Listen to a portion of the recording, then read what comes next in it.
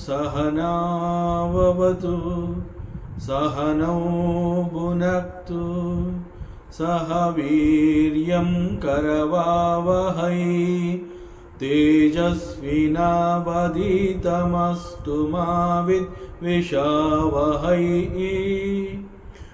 ॐ शान्ति शान्ति ಶಾಂತಿಃ.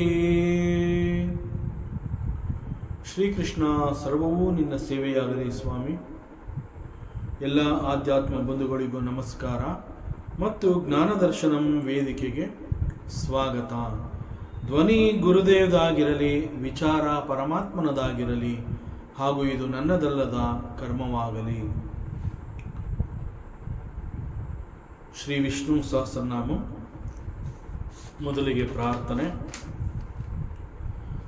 ವ್ಯಾಸಾಯ ವಿಷ್ಣುರೂಪಾಯ ವ್ಯಾಸರೂಪಾಯ ವಿಷ್ಣವೇ ನಮೋ Y ಬ್ರಹ್ಮನಿಧಿಯೇ ವಾಸಿಷ್ಠಾಯ ನಮೋ ನಮಃ. ಅವಿಕಾರಾಯ ಶುದ್ಧಾಯ ನಿತ್ಯಾಯ ಪರಮಾತ್ಮನೆ ಸದೈಕರೂಪರೂಪಾಯ ವಿಷ್ಣವೇ ಸರ್ವಜಿಷ್ಣವೇ. ಯಸ್ಯ ಸ್ಮರಣಮಾತ್ರೇಣ ಜನ್ಮ ಸಂಸಾರ ಬಂಧನಾತ್ ವಿಮುಚ್ಯತೆ ನಮಸ್ತಸ್ಮೈ ವಿಷ್ಣವೇ ಪ್ರಭವಿಷ್ಣವೇ. ಓಂ ನಮೋ ವಿಷ್ಣವೇ ಪ್ರಭವಿಷ್ಣವೇ. ಸೊ ಪರಮಾತ್ಮ, ಪರ means the highest, or it is limitless, and Atma means self. So this Atma is very great. So he is Paramatma. He is free from all types of limitations. ಇದು ಪರಮಾತ್ಮ ಅನ್ನುವಂತಹ ಪದಕ್ಕೆ ಅರ್ಥವನ್ನು ನಾವು ತಿಳ್ಕೊಳ್ಳುವಂತಹ ಪ್ರಯತ್ನ ಮಾಡಿದಾಗ ಹೀಗೆ, he is the highest and he is free from all types of limitations. ಮತ್ತು ಪರಮಾತ್ಮ ಅಂತ ಹೇಳಿದಾಗ he is the cause of every object and every being. So he is the cause of every object and every being. So he is the indweller. He is the antaryami. He is the Hrudaya Nivasi of every being. And he is there in every being as indweller, but he is asangaha. He is untouched. ಮತ್ತು ಪರಮಾತ್ಮ ಅಂತಂದಾಗ he is also the cause of every object. He is the cause of this universe. ಈ ವಿಶ್ವ ಅಂತ ನಾವೇನು ಹೇಳ್ತೀವಿ, ಈ ಜಗತ್ತಿಗೆ ಅವನೇ ಕಾರಣ. ಮತ್ತು ಈ ಜಗತ್ತು ಅಂತ ಹೇಳಿದಾಗ ಈ ಜಗತ್ತಿನಲ್ಲಿ ಅನೇಕ ವಸ್ತುಗಳು ಹಾಗೂ ಅನೇಕ ಜೀವಿಗಳು, ಜೀವ ಜಗತ್ತು ಅಂತಲೇ ಹೇಳ್ತೀವಿ. ಸೊ ಜಗತ್ತಿನಲ್ಲಿ ಏನಿದೆ ಅಂತಂದರೆ, ಈ ದೃಶ್ಯ ಪ್ರಪಂಚದಲ್ಲಿ ಕೇವಲ ವಸ್ತುಗಳು ಅಂತ ಮಾತ್ರ ಅಲ್ಲ,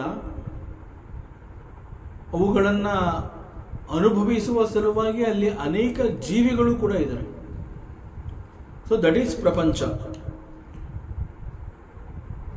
And he is the cause of every being, not only cause for every being, he is also the cause of every object.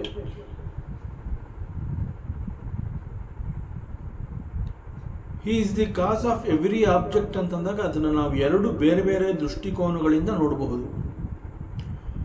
ಒಂದು ಫ್ರಮ್ ದಿ ದೃಷ್ಟಿಕೋನ ಆಫ್ ದಿ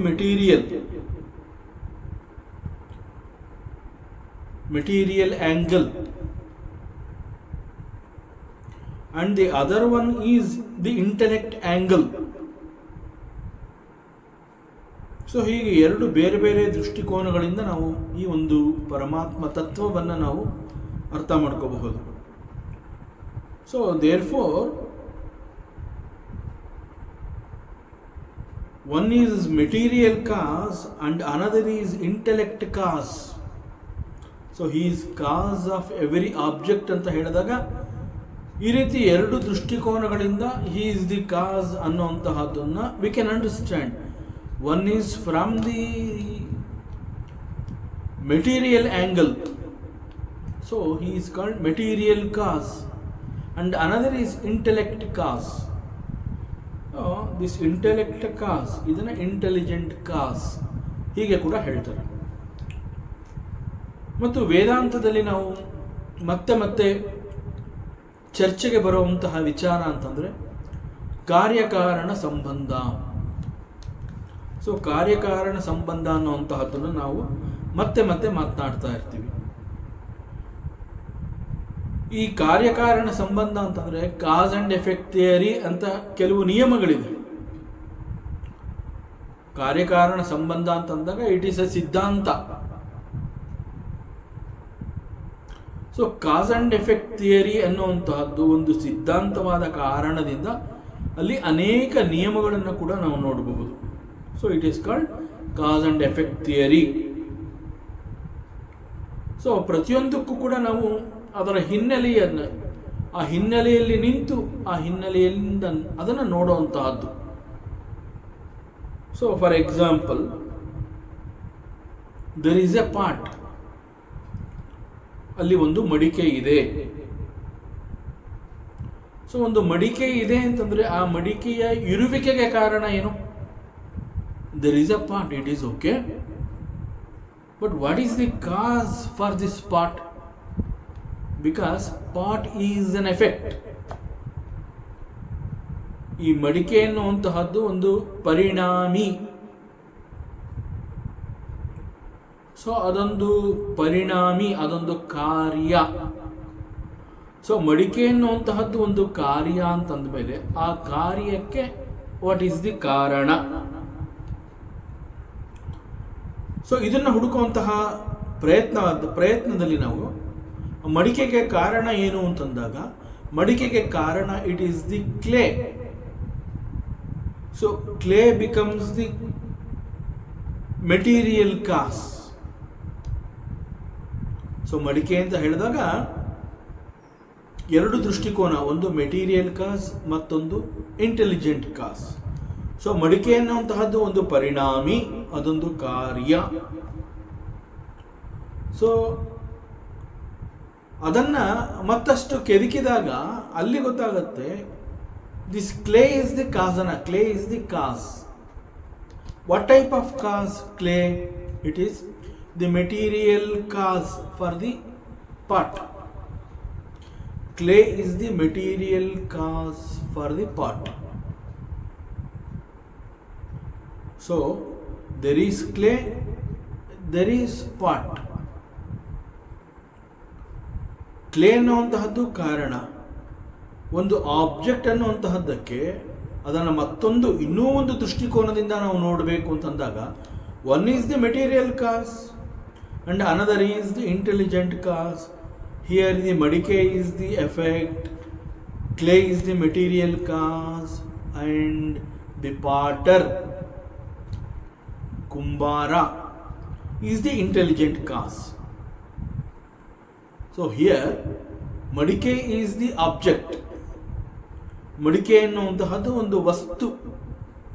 ಸೊ ಈ ವಸ್ತು ಅಂತ ಹೇಳಿದಾಗ ಇಲ್ಲಿ ಡಿಸ್ಕಸ್ ಮಾಡ್ತಾ ಇರೋದು ಏನು ಅಂತಂದರೆ ಪರಮಾತ್ಮ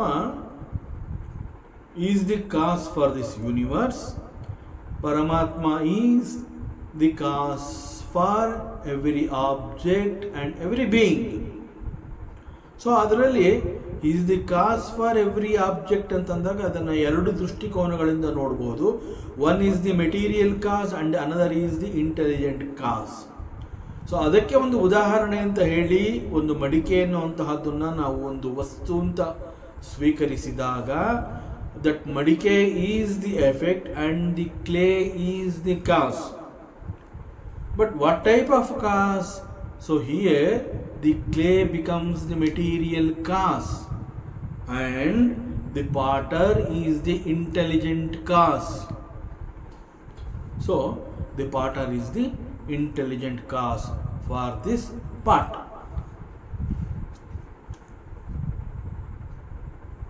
So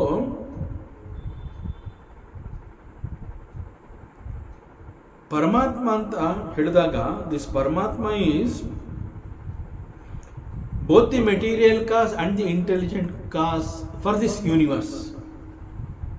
Paramatma is both the material cause and the intelligent cause for this universe, and this universe is the effect, just like the pot.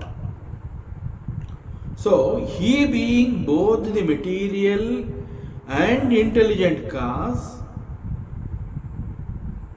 this is called ಅಭಿನ್ನ ನಿಮಿತ್ತ ಉಪಾದಾನ ಕಾರಣಂ. ಅಭಿನ್ನ ನಿಮಿತ್ತ ಉಪಾದಾನ ಕಾರಣಂ. ಈಗ when we talk of the relationship between the cause and effect, so ಕಾರ್ಯಕಾರಣ ಅಂತ ಹೇಳಿದಾಗ ಅಲ್ಲಿರುವಂತಹ ಸಂಬಂಧ, ಅದಕ್ಕೆ ದಿಸ್ ಟಾಪಿಕ್ ಇಸ್ ಕಾಲ್ಡ್ ಕಾರ್ಯಕಾರಣ ಸಂಬಂಧ. ಸೊ ಹಿಯರ್ ದ ಸಂಬಂಧ, the relationship between the cause and effect, that we must understand. So what is the relationship between the cause and effect? So ನಾವು ಯಾವಾಗ ಅಲ್ಲಿರುವಂತಹ ಒಂದು ಸಂಬಂಧವನ್ನು ಕುರಿತು ಮಾತನಾಡ್ತೀವಿ, ಆ ಸಂದರ್ಭದಲ್ಲಿ ಶಾಸ್ತ್ರ ಯಾವ ರೀತಿ ನಮಗೆ ಅದು ಟೀಚಿಂಗ್ ಕೊಡುತ್ತೆ, ಯಾವ ರೀತಿ ಅದು ನಮಗೆ ಹೇಳಿಕೊಡುತ್ತೆ. See, when the Vedanta or the shastra wants to express as ನಮ್ಮ ಇಂತಹ ಒಂದು ಅನುಮಾನಗಳಿಗೆ ಪರಿಹಾರವನ್ನು ಕೊಡುವ ದೃಷ್ಟಿಯಿಂದ ಶಾಸ್ತ್ರ ಮತ್ತು ವೇದಾಂತಗಳು ಈ ಸಂದರ್ಭದಲ್ಲಿ when they teach, they express it through a technique called adhyaropa apavada nyaya. So this technique is called adhyaropa apavada nyaya. So ಈ ಒಂದು ಟೆಕ್ನಿಕ್ನ ಯೂಸ್ ಮಾಡಿ ನಮಗೆ ಪಾಠವನ್ನು ಹೇಳ್ಕೊಡೋದು ಯಾರು ಅಂತಂದರೆ, it is the shastra and the Vedanta. So what is this adhyaropa apavada nyaya? Adhyaropa apavada nyaya, what is this? So again ಇದನ್ನು ನಾವು ಅರ್ಥ ಮಾಡ್ಕೋಬೇಕು ಅಂತಂದರೆ, there is a text, there is a grantha of Acharya Shri Shankara called Aparokshanubhuti. So ಇಲ್ಲಿ he uses or introduced this technique. ಅದನ್ನು ನಾವು ಫಾಲೋ ಮಾಡಿ ಅನುಸರಿಸಿದಾಗ ನಮಗೆ ಈ ಒಂದು ಟೆಕ್ನಿಕ್, ವೇದಾಂತ ಇಲ್ಲಿ ಏನನ್ನು ಹೇಳ್ತಾ ಇದೆ, ಹೇಗೆ ಹೇಳ್ತಾ ಇದೆ, ಹೇಗೆ ನಾವು ಕನ್ವಿನ್ಸ್ ಆಗ್ತಾ ಇದ್ದೀವಿ, ಅದೆಲ್ಲ ನಮಗೆ ಸುಲಭವಾಗಿ ಅರ್ಥ ಆಗುತ್ತೆ. In fact it is very easy to understand and follow this adhyaropa apavada nyaya. ಇದು ಏನು ತುಂಬ, it's not a rocket science. We must be very alert to understand this. Once again this type of teaching, ಅದನ್ನು 4 ಬೇರೆ ಬೇರೆ ಆಯಾಮಗಳಿಂದ ನಾವು ಅದನ್ನು ಅರ್ಥ ಮಾಡ್ಕೋಬೇಕಾಗತ್ತೆ. 4 ಬೇರೆ ಬೇರೆ level, understanding level number 1, level number 2, level number 3 and level number 4. ಹೀಗೆ 4 ಬೇರೆ ಬೇರೆ ಆಯಾಮಗಳಿಂದ ಅಥವಾ 4 ಬೇರೆ ಬೇರೆ ಲೆವೆಲ್ಗಳಿಂದ ಇದನ್ನು ಅರ್ಥ ಮಾಡ್ಕೋಬೇಕಾಗತ್ತೆ. ಇಲ್ಲಿ ಯಾವುದೇ ಒಂದು ವಿಚಾರವನ್ನು ತಿಳಿಸುವಾಗ ಇಲ್ಲಿ ಶಾಸ್ತ್ರ ಮತ್ತು ವೇದಾಂತ ಇಂತಹ ಅಧ್ಯಾರೂಪ ಅಪವಾದ ನ್ಯಾಯ ಅನ್ನುವಂತಹ ಒಂದು ಟೆಕ್ನಿಕ್ನ ಯೂಸ್ ಮಾಡಿ ನಮಗೆ ಸುಲಭವಾಗಿ ವಿಚಾರವನ್ನು ಸ್ಪಷ್ಟಪಡಿಸುತ್ತೆ. ಸೊ ಇಲ್ಲಿ ಮೊದಲನೇದೇನು ಅಂತಂದರೆ, see when a product is introduced, ಉದಾಹರಣೆಗೆ ವಿ ಇಂಟ್ರಡ್ಯೂಸ್ ಎ ಪ್ರಾಡಕ್ಟ್ ಅಥವಾ A product is been introduced.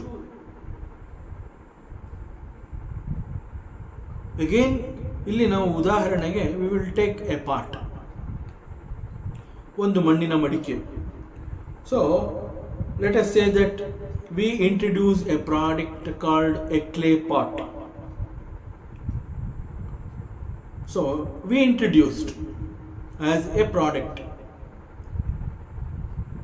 So ಈ ರೀತಿ ನಾವು ಒಂದು ಪ್ರಾಡಕ್ಟ್ನ ಇಂಟ್ರಡ್ಯೂಸ್ ಮಾಡಿದ್ದೀವಿ ಅಂತಂದಾಗ ಇಲ್ಲಿ ಶಾಸ್ತ್ರ ಮತ್ತು Vedanta it is expressing or it is teaching through the expression of a technique called adhyaropa apavada nyaya.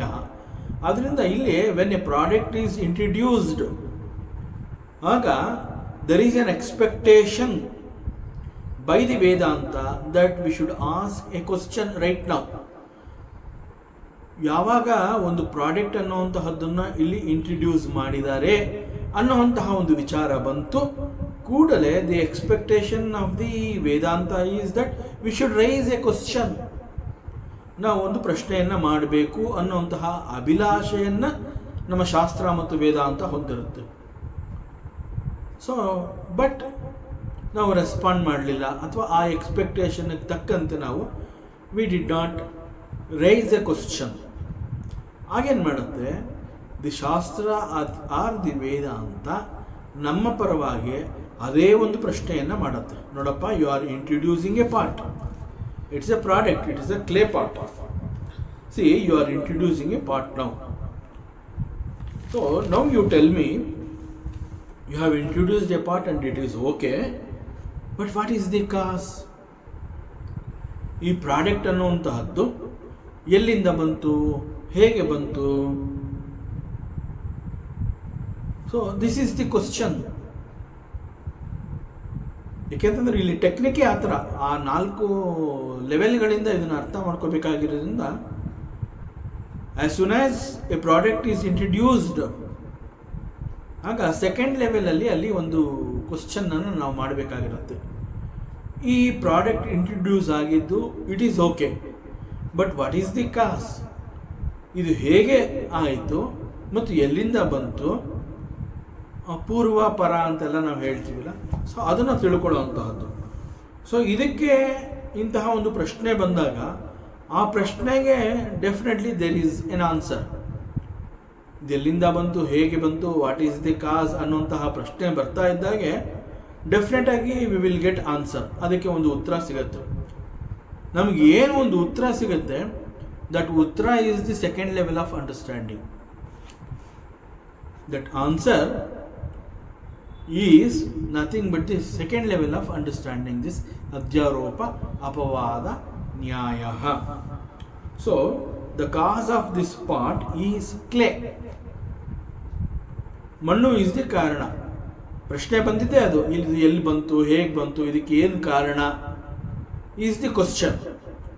So ಆ ಕ್ವಶನ್ಗೆ ಸಮಾಧಾನ ಮಾಡಬೇಕಲ್ಲ. ಸೊ ಮಣ್ಣು ಇಸ್ ದಿ ಕಾರಣ, clay is the cos of this part, and this is the second level. ಮಣ್ಣು is the ಕಾರಣ, ಮಣ್ಣಿನ ಕಾರಣದಿಂದ ಈ ಪಾಟ್ ಅನ್ನುವಂತಹದ್ದು ನಿರ್ಮಾಣವಾಗಿದೆ. So the first step is introducing A product, and the second step is again introducing the cause for the product. So first level and second level, ಒಂದು ಪ್ರಾಡಕ್ಟ್ನ introduce ಮಾಡುತ್ತೆ, ಮತ್ತೊಂದು ಕಾರಣವನ್ನು ಇಂಟ್ರಡ್ಯೂಸ್ ಮಾಡುತ್ತೆ. So first 2 levels are over. Now Shastra is going to take us to the next level. That is the third step. And the Shastra says, see, a product is introduced and the karana is also, you know it. Now you examine the product, make a thorough enquiry about the product. So ನಮ್ಮ ಎದುರುಗಡೆ ಇರುವಂತಹದ್ದು ಯಾವುದೋ ಒಂದು ಮಣ್ಣಿನ ಮಡಿಕೆ, ಆ ಮಡಿಕೆಯನ್ನು ಪರೀಕ್ಷಿಸ್ತೀವಿ. ಆ ಮಣ್ಣಿನ ಮಡಿಕೆಯನ್ನು ಪರೀಕ್ಷಿಸಿದಾಗ ಗೊತ್ತಾಯಿತು, ಎಸ್, ಈ ಮಣ್ಣಿನ ಮಡಿಕೆಗೆ ಕಾರಣ ಕೇವಲ ಮಣ್ಣು ಮಾತ್ರ, clay is the cause of this product ಅನ್ನೋವಂತಹದ್ದು ಗೊತ್ತಾಯಿತು. ಮತ್ತಷ್ಟು ಗಂಭೀರವಾಗಿ ಆ ಪ್ರಾಡಕ್ಟ್ನ ನಾವು ಗಮನಿಸಬೇಕಾಯಿತು. ಸೊ ಮತ್ತಷ್ಟು ಗಂಭೀರವಾಗಿ ಆ ಪ್ರಾಡಕ್ಟ್ನ ಪರೀಕ್ಷೆ ಮಾಡಿದಾಗ ಆ ಪ್ರಾಡಕ್ಟ್ಗೆ ಪಾರ್ಟ್ ಅಂತ ನಾವು ಕರೀತಾ ಇದ್ದೀವಲ್ಲ, that part, there is a product and the cause is the clay and we call it a part. Part is the name given to that. Part is the name given to that product. Actually ನಾವು ಏನು ಮಡಿಕೆ ಅಂತ ಕರಿತಾ ಇದ್ದೀವಿ, ಆ ಮಡಿಕೆ ಅನ್ನುವಂತಹದ್ದು ಆ ಒಂದು ವಸ್ತುವಿಗೆ, ಮಣ್ಣಿನ ವಸ್ತುವಿಗೆ ನಾವು ಕೊಟ್ಟಿರುವಂತಹ ಒಂದು ಹೆಸರು. ಸೊ ಮಡಿಕೆ ಅನ್ನುವಂತಹದ್ದು is nothing but a name of that particular product. So ಅದನ್ನು ಹೊರತುಪಡಿಸಿದ್ರೆ this product is nothing but clay. Because ಆ ಮಣ್ಣಿನ ಮಡಿಕೆಯಿಂದ ಏನಾಯಿತು, ಥರ್ಡ್ ಲೆವೆಲಲ್ಲಿ ಇದನ್ನು ಅರ್ಥ ಮಾಡ್ಕೋಬೇಕಾದ್ರೆ ಅದನ್ನು ಥರೋ ಎಕ್ಸಾಮಿನ್ ಮಾಡಿದ್ವಿ.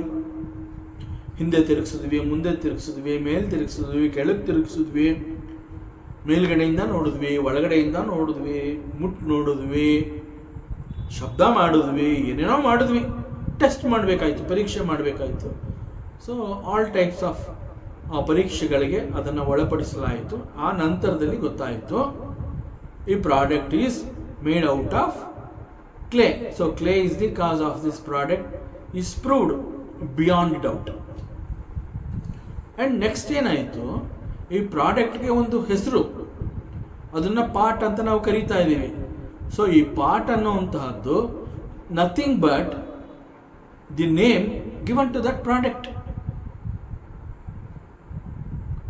Now you remove the name. Name is given to that product. You remove the name. ನಾಮ ಅನ್ನುವಂತಹದ್ದನ್ನು, ಆ ಪಾರ್ಟ್ ಅನ್ನುವಂತಹದ್ದನ್ನು ಹೊರತುಪಡಿಸಿದ್ರೆ ಅಲ್ಲಿ there is nothing but the clay. ಮಣ್ಣು ಬಿಟ್ಟರೆ ಅಲ್ಲಿ ಇನ್ನೇನು ಇಲ್ಲ, ಕೇವಲ ಮಣ್ಣು ಮತ್ತು ಮಣ್ಣಿನಿಂದ ಮಾಡಿದಂತಹ ಒಂದು ವಸ್ತು. ಆ ವಸ್ತುವಿಗೆ ಪಾರ್ಟ್ ಅನ್ನುವಂತಹದ್ದು ಒಂದು ಹೆಸರು. ಸೊ ಆ ಹೆಸರನ್ನು ಹೊರತುಪಡಿಸಿದರೆ, ಆ ಹೆಸರನ್ನು ಪಕ್ಕಕ್ಕೆ ಇಟ್ಟರೆ ಈಗ ಆ ಪ್ರಾಡಕ್ಟ್ನ ಕೈಗೆ ತಗೋತೀವಿ. ಹೆಸರನ್ನ ರಿಮೂವ್ ಮಾಡಿ ಆಯಿತು, ನಾವು ದಟ್ ಪ್ರಾಡಕ್ಟ್ ಈಸ್, ಅದನ್ನು ಕೈಗೆ ತಗೋತೀವಿ. ಅದು ತಗೊಂಡು ಹಿಂಗೆ ನೋಡಿದಾಗ ಎಲ್ಲಿ ನೋಡಿದ್ರು ಮಣ್ಣು. ಆ ಪ್ರಾಡಕ್ಟ್ನ ಎಲ್ಲಿ ನೋಡಿದ್ರು, ಎಲ್ಲಿಂದ ನೋಡಿದ್ರು, ಒಳಗೆ ಹೊರಗೆ ಸಂಪೂರ್ಣವಾಗಿ ಅದು ಮಣ್ಣಿನಮಯ. ಸೊ ಮಣ್ಣನ್ನು ಹೊರತುಪಡಿಸಿದ್ರೆ ಅಲ್ಲಿ ಬೇರೆ ಇನ್ನೇನು ಇಲ್ವೇ ಇಲ್ಲ. ಸೊ ಆ ವಸ್ತುವಿನ ಹೆಸರು ಮಡಿಕೆ.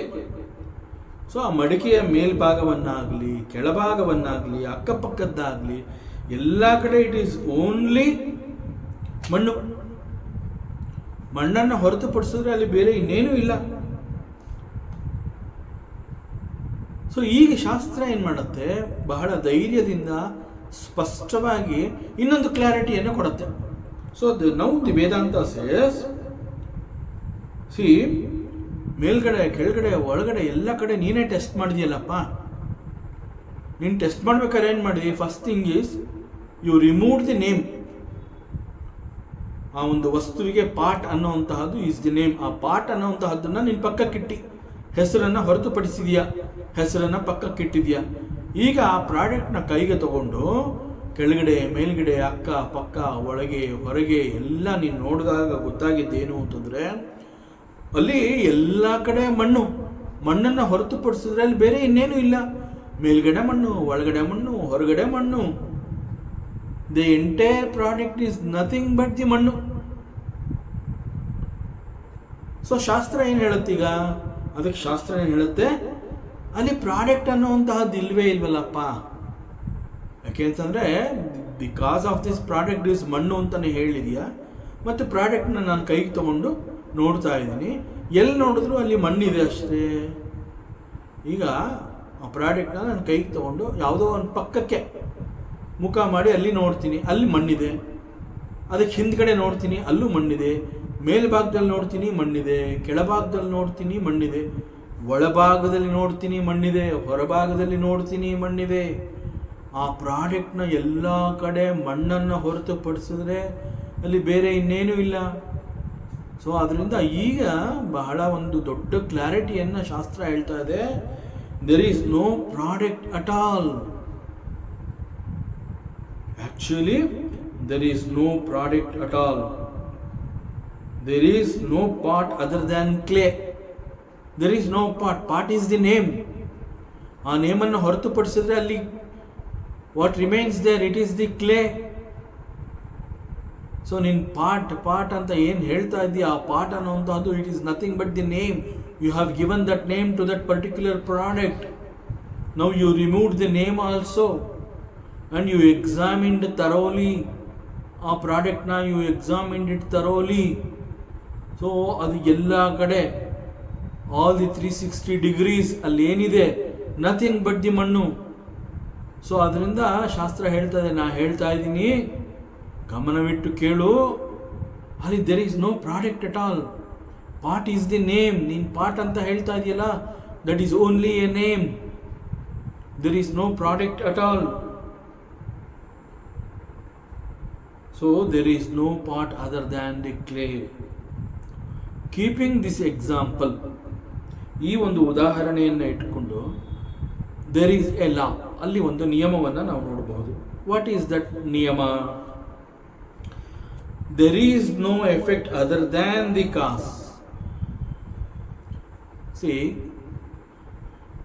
ಕಾಸ್ ಆ್ಯಂಡ್ ಎಫೆಕ್ಟ್ ಥಿಯರಿ ಅನ್ನುವಂತಹದ್ದನ್ನು ನಾವು ಸ್ಟಡಿ ಮಾಡಿದಾಗ ಅದೊಂದು ಸಿದ್ಧಾಂತವಾದ ಕಾರಣದಿಂದ ಅಲ್ಲಿ ಅನೇಕ ನಿಯಮಗಳನ್ನು ನಾವು ನೋಡ್ತೀವಿ. ಪರ್ಟಿಕ್ಯುಲರ್ ಆಗಿ ಈ ಒಂದು ಸಂದರ್ಭದಲ್ಲಿ the relationship between the cause and the effect, ಅಲ್ಲಿರುವಂತಹ ಸಂಬಂಧವನ್ನು ನಾವು ನೋಡುವಂತಹ ಪ್ರಯತ್ನದಲ್ಲಿ ಅದನ್ನು ನಾವು 4 ಬೇರೆ ಬೇರೆ ಲೆವೆಲ್ಗಳಲ್ಲಿ ಅದನ್ನು ಅರ್ಥ ಮಾಡ್ಕೋಬೇಕು ಅನ್ನುವಂತಹದ್ದು ಗೊತ್ತಾಯಿತು. ಅಲ್ಲಿ ಅದನ್ನು ಅರ್ಥ ಮಾಡ್ಕೋಬೇಕು ಅಂತಂದರೆ ಶಾಸ್ತ್ರ uses A technique called adhyaropa apavada ನ್ಯಾಯ. ಅದನ್ನು ಅರ್ಥ ಮಾಡ್ಕೋಬೇಕು ಅಂತಂದರೆ ಅಲ್ಲಿ 4 ಲೆವೆಲ್ಗಳಿದೆ. ಆ 4 ಲೆವೆಲ್ಗಳಲ್ಲಿ ಒಂದೊಂದಾಗಿ ಎಲ್ಲ ಹಂತವನ್ನು ದಾಟ್ತಾ ಬಂದಾಗ 3ನೇ ಹಂತದಲ್ಲಿ ನಮಗೆ ಗೊತ್ತಾಯಿತು, ಶಾಸ್ತ್ರ ಬಹಳ ಸ್ಪಷ್ಟವಾಗಿ ಹೇಳ್ತು, there is no effect at all. ಅಲ್ಲಿ ಪಾರ್ಟ್ ಅಂತ ನೀ ಏನು ಕರೀತಾ ಇದೆಯಾ ಈಸ್ ಎ ನೇಮ್. ಅದನ್ನು ಹೊರತುಪಡಿಸಿದ್ರೆ ಅಲ್ಲಿ ಉಳ್ಕೊಂಡಿರೋವಂಥದ್ದು it is only clay. There is no product at all. So ಅಲ್ಲಿ ಕಾರಣನೇ ಇಲ್ಲ ಅಂತಂದ ಮೇಲೆ ಪರಿಣಾಮ is not able to see. So according to this ಅಲ್ಲಿರುವಂತಹ ನಿಯಮ ಏನು ಅಂತಂದರೆ there is no effect other than the cause. ಅಲ್ಲಿ ಕೇವಲ ಒಂದು ಕಾರಣ, ಅಲ್ಲಿ ಇದ್ದಿದ್ದು ಕೇವಲ ಒಂದು ಕಾರಣ. ಸೊ ಒಂದು ಕಾರಣ ಇಲ್ಲ ಅಂತಂದರೆ ಅಲ್ಲಿ ನಾವು ಪರಿಣಾಮವನ್ನು ಕೂಡ ನೋಡೋಕ್ಕಾಗೋದಿಲ್ಲ. ಒಂದು ಪರಿಣಾಮ ಇದೆ ಅಂತಂದರೆ ಅಲ್ಲಿ ಒಂದು ಕಾರಣ ಇರಲೇಬೇಕು. ಸೊ ಒಂದು ಪರಿಣಾಮ ಇದೆ ಅಂತಂದಾಗ ಒಂದು ಕಾರಣವನ್ನು ನೋಡ್ಬೋದು. ಇಲ್ಲಿ ಪಾರ್ಟ್ ಅನ್ನೋವಂತಹದ್ದು ನಾನು ನೀನು ತಂದಿರೋದು it's a name given to that product. ಅದನ್ನು ನೋಡಿದಾಗ ಅಲ್ಲಿ ಕೇವಲ ಮಣ್ಣು ಮಾತ್ರ ಇತ್ತು, ಕ್ಲೇ. ಹೊರಗಡೆ ಒಳಗಡೆ ಎಲ್ಲ ಕಡೆ ಇದ್ದಿದ್ದು ಕೇವಲ ಕ್ಲೇ. ಸೊ ಅಲ್ಲಿ ನನಗೆ ಆ ಪ್ರಾಡಕ್ಟ್ನ ಅಂತಂದರೆ ಅಲ್ಲಿ ಆ ಎಫೆಕ್ಟ್ನ ನಾನು ನೋಡೋಕ್ಕೆ ಆಗಲಿಲ್ಲ. ಕೇವಲ ಅಲ್ಲಿ ಕಾರಣ ಇತ್ತು. ಕೇವಲ ಕಾರಣ ಇದೆ ಅಂತಂದಾಗ ಅಲ್ಲಿ ನನಗೆ ಯಾವ ಸಂಬಂಧ ಕೂಡ ಅರ್ಥ ಆಗಲಿಲ್ಲ. ಸೊ ಅಲ್ಲಿ ಪರಿಣಾಮವನ್ನು ನೋಡಲಾಗಲಿಲ್ಲ. ಆದ್ದರಿಂದ ಅಲ್ಲಿ ಯಾವ ಕಾರಣನೂ ಇಲ್ಲ, ಪರಿಣಾಮನೇ ಇಲ್ಲ ಅಂತಂದಮೇಲೆ ಅಲ್ಲಿ ಕಾರಣವನ್ನು ಹೇಗೆ ನೋಡಲಿ? ಸೊ ಈ ಒಂದು 3ನೇ ಹಂತದಲ್ಲಿ we have negated the effect. ಕಾರಣ ಇಲ್ಲ ಅನ್ನುವಂತಹದ್ದನ್ನು ನಾವು ಒಪ್ಕೊಳ್ಳುವಂತಹ ಸ್ಥಿತಿಗೆ ಬಂದಿದ್ದೀವಿ. We have negated. So now finally the shastra says, since there is only cause, ಕೇವಲ ಮಣ್ಣು ಮಾತ್ರ ಉಳ್ಕೋತು, ಮಣ್ಣನ್ನು ಹೊರತುಪಡಿಸೋದ್ರಲ್ಲಿ ನಂಗೆ ಬೇರೆ ಏನೂ ಕಾಣ್ತಾ ಇಲ್ಲ, ಏನೋ ನನ್ನ ಕೈ ಕೊಟ್ಟಿದೆಯಲ್ಲ ಅದನ್ನು ಹಿಂಗೆ ಹಾಗೆ ಎಲ್ಲಿ ತಿರುಗಿಸಿ ನೋಡಿದ್ರು ಅಲ್ಲಿ ಕೇವಲ ಮಣ್ಣು ಇದ್ದಿದ್ದರಿಂದ ನನಗೆ ಆ ಎಫೆಕ್ಟ್ ಕಾಣ್ತಾ ಇಲ್ಲ, ಅದರಿಂದ ಕೇವಲ ಮಣ್ಣಿದೆ ಅಂತ ಹೇಳಿದೆ. So I have negated the effect, there is no effect at all. So ಈ ಒಂದು ಥರ್ಡ್ ಸ್ಟೆಪ್ಪಲ್ಲಿ we have negated the effect. And shastra says, since there is only cause, ನಾಲ್ಕನೇ ಹಂತದಲ್ಲಿ ಏನಾಯಿತು, since there is only cause, ಕೇವಲ ಮಣ್ಣು ಮಾತ್ರ ಇದೆ, there is no effect. So what you call as the cause for the effect, ಈಗ ಒಂದು ಕಾರಣ ಇದೆ ಅಂತ ಹೇಳಬೇಕಾದ್ರೆ ಒಂದು ಪರಿಣಾಮವನ್ನು ಕೂಡ ನಾವು ನೋಡಬೇಕು, ಕಾರ್ಯವನ್ನು ಕೂಡ ನೋಡಬೇಕಾಗಿತ್ತು. ಕಾರ್ಯವನ್ನು ಗಂಭೀರವಾಗಿ ಪರೀಕ್ಷೆ ಮಾಡಿದಾಗ ಗೊತ್ತಾಯಿತು, ಅಲ್ಲಿ ಆ ಕಾರ್ಯ ಅಂತ ಅನ್ನುವಂತಹದ್ದು ಎಲ್ಲೂ ಕಾಣ್ತಾನೇ ಇಲ್ಲ, ಎಲ್ಲ ಕಡೆಯಿಂದ ಅದು ಕೇವಲ ಕಾಸ್, ಮಣ್ಣು ಮಾತ್ರವೇ ಕಾಣಿಸ್ತಾ ಇತ್ತು. ಆದ್ದರಿಂದ ಕಾರ್ಯವನ್ನು ನಾನು ನೆಗೆಟ್ ಮಾಡಿದೆ. ಸೊ ಈ ಒಂದು ನಿರ್ಧಾರಕ್ಕೆ ಬಂದ ನಂತರದಲ್ಲಿ ಈಗ ಶಾಸ್ತ್ರ ಏನು ಹೇಳ್ತಾ ಇದೆ ಅಂತಂದರೆ, ಒಂದು ಕಾರ್ಯ ಅಂತ ಹೇಳಬೇಕಾದ್ರೆ ಅಲ್ಲಿ ಒಂದು ಕಾರಣ ಇರಲೇಬೇಕು. ಈಗ ಕಾರಣ ಇದೆ ಅಂತ ನಾನು ಹೇಳ್ತಾ ಇದ್ದೀನಿ ಅಂತಂದರೆ, at the same time the other end I have to see the effect also. So ಒಂದು effect, that is the product must be there. But ಮೂರನೇ ಹಂತದಲ್ಲಿ we have negated the effect. So there is no product at all. So no effect or no product. ಅಲ್ಲಿ ಇರೋವಂತಹದ್ದು there is only cause, ಕೇವಲ ಮಣ್ಣು ಮಾತ್ರ ಇದೆ ಅಷ್ಟೇ. ಮಣ್ಣನ್ನು ಹೊರತುಪಡಿಸಿದ್ರೆ ನಂಗೆ ಅಲ್ಲಿ ಬೇರೆ ಇನ್ನೇನು ಕಾಣ್ತಾ ಇಲ್ಲ. ಈ ರೀತಿ ಹೇಳ್ತಾ ಇರೋದ್ರಿಂದ ಪ್ರಾಡಕ್ಟ್ ಇಲ್ಲ ಅಂತಂದ ಮೇಲೆ ಅಲ್ಲಿ ಏನು ಉಳ್ಕೊಂಡಿದೆ ಅದನ್ನು ನೀನು ಕಾಸ್ ಅಂತ ಹೇಳಲೇಬೇಡ. It is just clay, that's all. Clay is not the cause, and clay is there, but don't say it is a cause. If you say that clay as the cause, you should also show me the product also. But you are not showing me the product. You gave me something when I hold it and tested.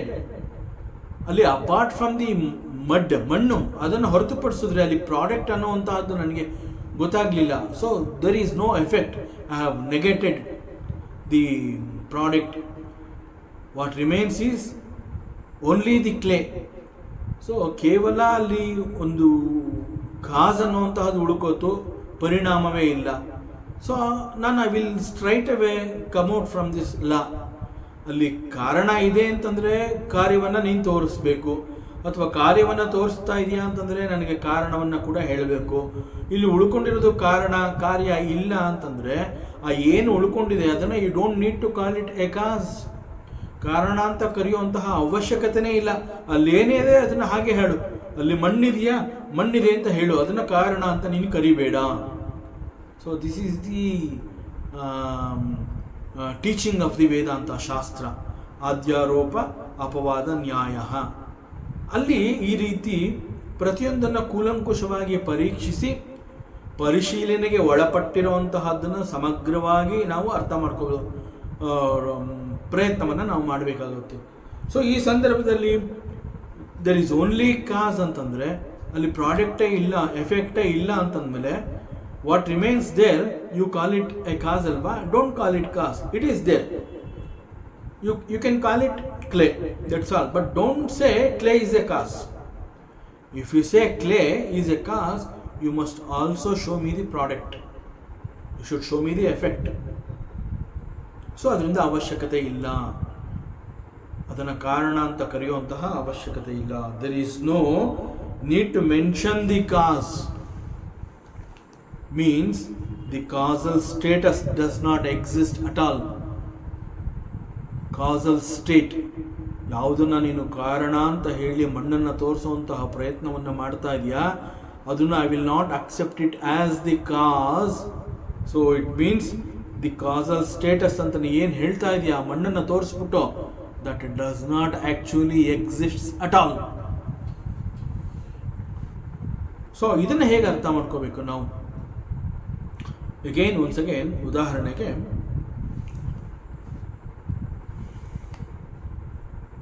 I am a teacher. ನನ್ನನ್ನು teacher ಅಂತ ಒಪ್ಕೋಬೇಕು ಅಂತಂದರೆ ನನ್ನ ಎದುರಿಗೆ students ಇರಬೇಕು, ನಾನು ಪಾಠ ಮಾಡ್ತಾ ಇರಬೇಕು. ಸೊ ನನ್ನ ಸುತ್ತಮುತ್ತ ವಿದ್ಯಾರ್ಥಿಗಳಿದ್ದು ಆ ವಿದ್ಯಾರ್ಥಿಗಳಿಗೆ ನಾನು ಒಂದು ಪಾಠವನ್ನು ಮಾಡ್ತಾ ಇದ್ದೀನಿ ಅಂತಂದಾಗ the status of the teacher that exists. The status called the teacher that can exist only when there are students around me and I am teaching. ಇಲ್ಲಿ ಎಲ್ಲೂ ಸ್ಟೂಡೆಂಟ್ಸೇ ಇಲ್ಲ. I am not teaching at all. I am no more a teacher at all. The status of the teacher does not exist at all.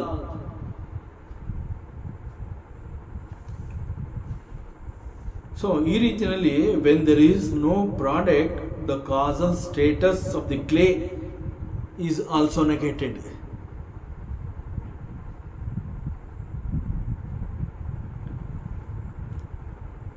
ಇಲ್ಲಿ causal status of the clay is negated. We are not negating the clay. ಮಣ್ಣನ್ನ ಮಣ್ಣು ಅಂತ ಹೇಳ್ಬೇಡ ಅಂತ ಹೇಳ್ತಾ ಇಲ್ಲ, ಮಣ್ಣನ್ನ ಕಾರಣ ಅಂತ ಹೇಳ್ಬೇಡ ಅಂತ ಹೇಳ್ತಾ ಇರುವಂತಹದ್ದು. So we are not negating the clay. We are negating the causal status of the clay. So clay is very much there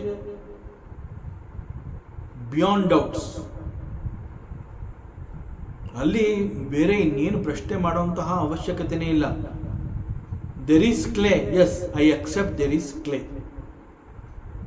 ಅಲ್ಲಿ ಮಣ್ಣು ಇದೆ ಅನ್ನುವಂತಹದ್ದು ಸತ್ಯ. Clay is very much there, but the causal status of that clay is negated. So in ನಾಲ್ಕನೇ level, in the fourth step, clay is not negated. Clay is not negated, but the causal status of the clay is negated. See, ವೇದಾಂತದ ಇಂತಹ ಪಾಠಗಳು very subtle, very ಸೂಕ್ಷ್ಮ, ಬಹಳ ಸೂಕ್ಷ್ಮವಾದ ಸತ್ಯ ಇದು. ಯಾಕೆಂದರೆ ಸತ್ಯವನ್ನು ಅಷ್ಟು ಸುಲಭವಾಗಿ ನೇರವಾಗಿ ನಾವು ಸ್ವೀಕರಿಸೋದಕ್ಕೆ ಆಗೋದಿಲ್ಲ. ಅನೇಕ ಪರಿಶೀಲನೆಗಳಿಗೆ ನಾವು ಅದನ್ನು ಒಡ್ಡುತ್ತೀವಿ. It's very hard. We just cannot accept it. ಸತ್ಯ ಅಂತಂದರೆ ಹಾಗೆ, ಅದಕ್ಕೆ ಸತ್ಯವನ್ನು ಕಠೋರ ಅಂತ ಹೇಳ್ತಾರೆ. ಸತ್ಯವನ್ನು ನಾವು ಅರ್ಥ ಮಾಡ್ಕೋಬೇಕು ಅಂತಂದರೆ ಅದರ ಕಠೋರತೆಯನ್ನು ಕೂಡ ನಾವು equally we have to accept it. Then we can digest the satya. ಇಲ್ಲ ನನಗೆ ಕಠೋರತೆ ಬೇಡ, I want only satya, no, it is not possible. ಸತ್ಯ ಅಂತಂದರೆ ಅಲ್ಲಿ ಕಠೋರತೆ ಎನ್ನುವಂತಹದ್ದು it exists there, it is hidden.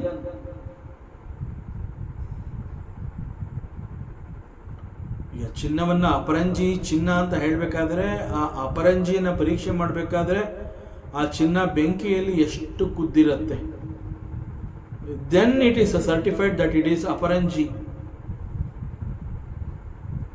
It is exactly when it is set satya, there is kathorate. So ಬಹಳ ಸೂಕ್ಷ್ಮವಾದ ಸತ್ಯ. ಸೊ ಇಲ್ಲಿ the first 2 steps, it is called the adhyaropa. First 2 steps is called the Adhyarupa, and the last 2 steps are called Apavadaha. So ಮೊದಲೆರಡು ಹಂತಗಳನ್ನು ಅಧ್ಯಾರೂಪ ಅಂತ ಏನು ಕರೆದಿದ್ದೀವಿ ಅದನ್ನ introduction stage, ಹಾಗೂ ಕೊನೆಯ 2 ಹಂತಗಳು they are called the negation stage.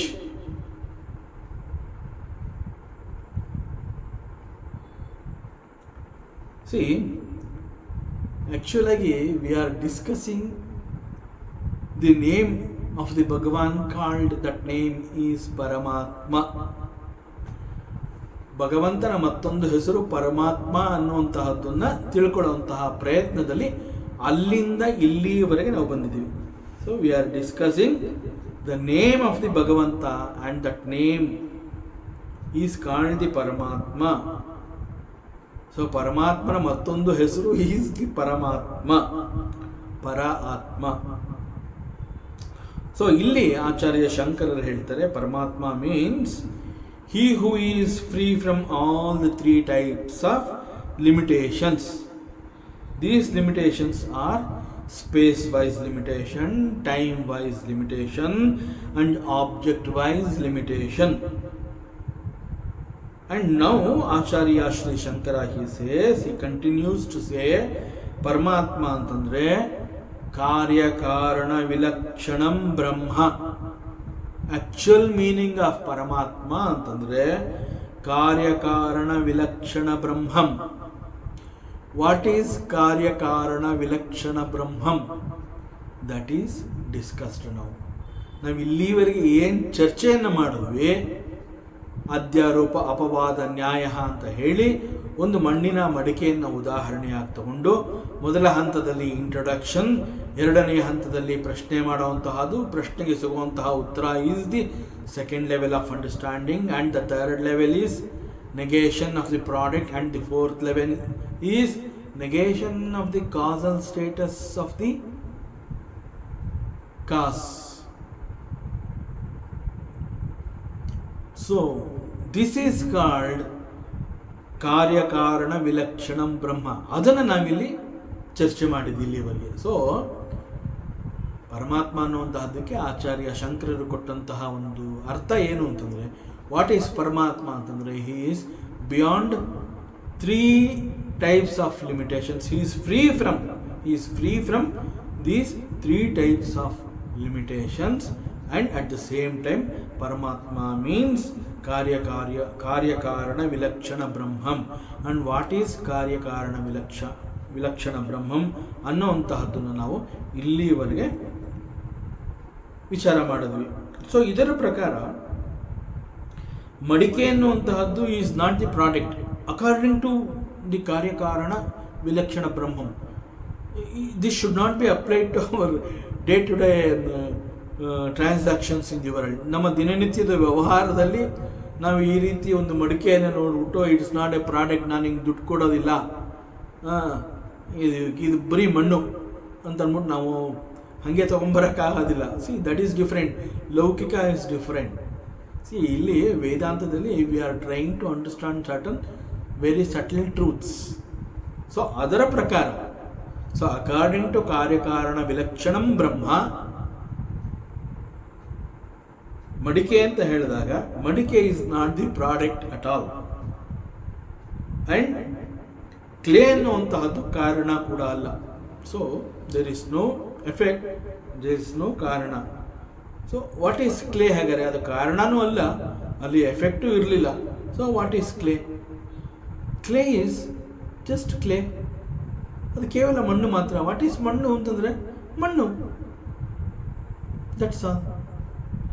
ಮಣ್ಣನ್ನು ಹೊರತುಪಡಿಸಿದ್ರೆ ಅಲ್ಲಿ ಇನ್ನೇನು ಇಲ್ಲ. ಸೊ ಇಟ್ ಈಸ್ ಮಣ್ಣು.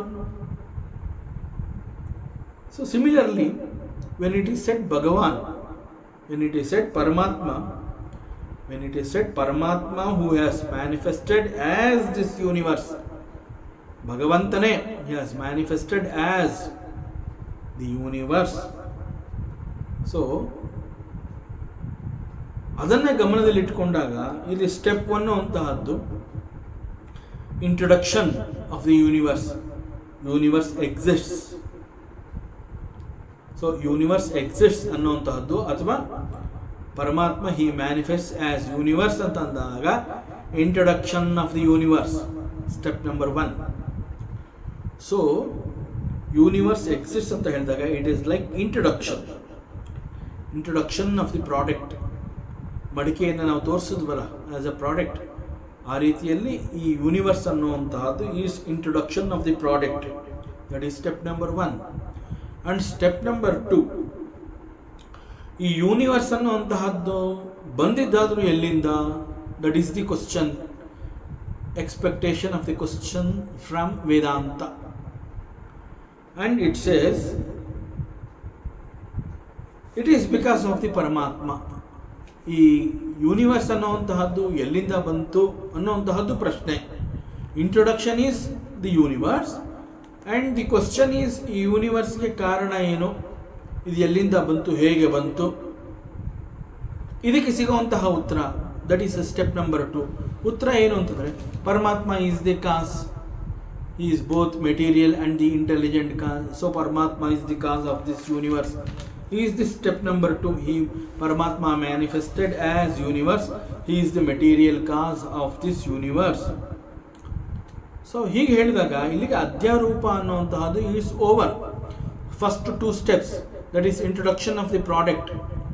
Universe is introduced and the cause of this universe is also introduced. Adhyaropa is over. Now the third step, apavada. What is apavada here?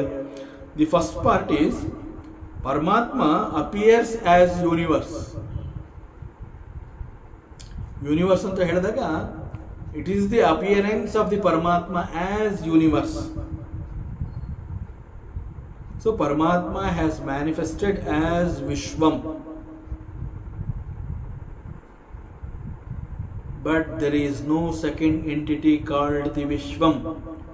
ಮಡಿಕೆಯನ್ನು ಕೈನಲ್ಲಿ ಹಿಡ್ಕೊಂಡು ಹಿಂದೆ ಮುಂದೆ ಮೇಲೆ ಕೆಳಗೆ ಎಲ್ಲ ನೋಡಿದಾಗ ಆ ಮಡಿಕೆ ಎನ್ನುವಂತಹದ್ದು is a name given to that product. ಅಲ್ಲಿ ಕೇವಲ ಮಣ್ಣನ್ನು ಹೊರತುಪಡಿಸಿದ್ರೆ ಅಲ್ಲಿ ಬೇರೆ ಇನ್ನೇನು ಇಲ್ಲ. ದ ಪಾಟ್ ಅನ್ನುವಂತಹದ್ದು ಈಸ್ ದ ನೇಮ್.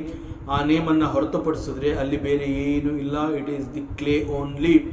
ಇಲ್ಲಿ ಯೂನಿವರ್ಸ್ ಅಂತ ಹೇಳಿದಾಗ there is no second entity called the Vishwam. ಜಗತ್ತನ್ನುವಂತಹದ್ದು ಇಲ್ಲ. It is only the paramatma everywhere. ವಿಶ್ವಂ ಮೀನ್ಸ್ ಸರ್ವವ್ಯಾಪಿತ್ವ. So everywhere this paramatma. ಪರಮಾತ್ಮನನ್ನು ಹೊರತುಪಡಿಸಿದರೆ ಇಲ್ಲಿ ಬೇರೆ ಏನು ಇಲ್ಲ. So there is nothing called the ವಿಶ್ವಂ.